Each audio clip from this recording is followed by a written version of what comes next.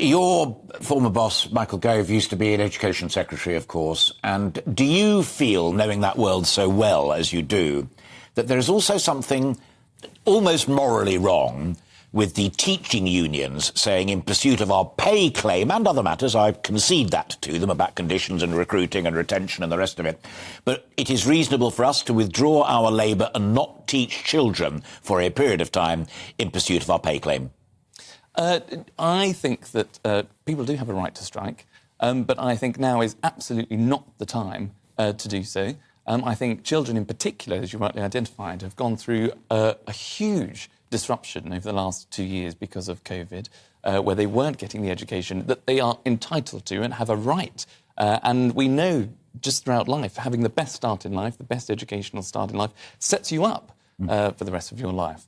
And so being denied that opportunity, being denied that after so long during COVID, I think is a huge mistake, not least of all because the Treasury set out in its autumn budget that an extra £2 billion was going into the Department for Education to deal with some of these matters. So against the backdrop of an economic uncertain climate for everybody in this country, against the backdrop of children not having the education that, as I've just said, are absolutely entitled to, the idea that there is a strike taking place within the education sector, I think is hugely regrettable and wrong.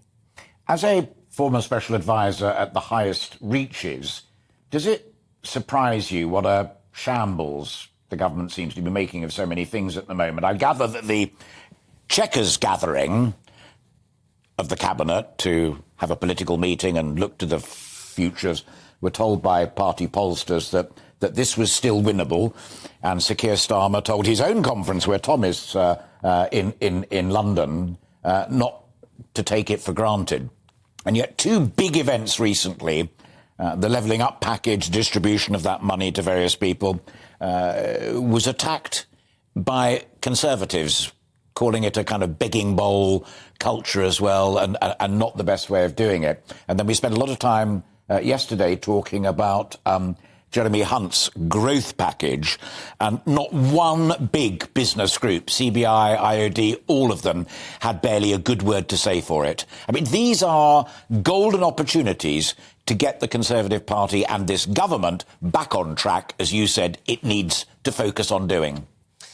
And I think, look, just after what we've seen today, it's about public trust and it's about delivering on what you promise. And I think the two go hand in hand. So the Prime Minister, when he first came into office, said that he wanted to restore integrity and trust in British politics. An investigation has taken place, in particular into Nadine Zahawi, and he's acted swiftly and accordingly and made the right decision. And I think that does restore public trust. He now needs to do exactly what he said he would do in January, which is to deal with halving inflation, growing the economy, cutting the debt, dealing with the problems and the backlog that we're seeing in the NHS, and dealing with the small boats issue when it comes to the illegal crossings over the Channel. Dealing with all of those issues and making progress in those issues, I think people will start to see that actually this is a guy who we can give a second shot at the Absolutely.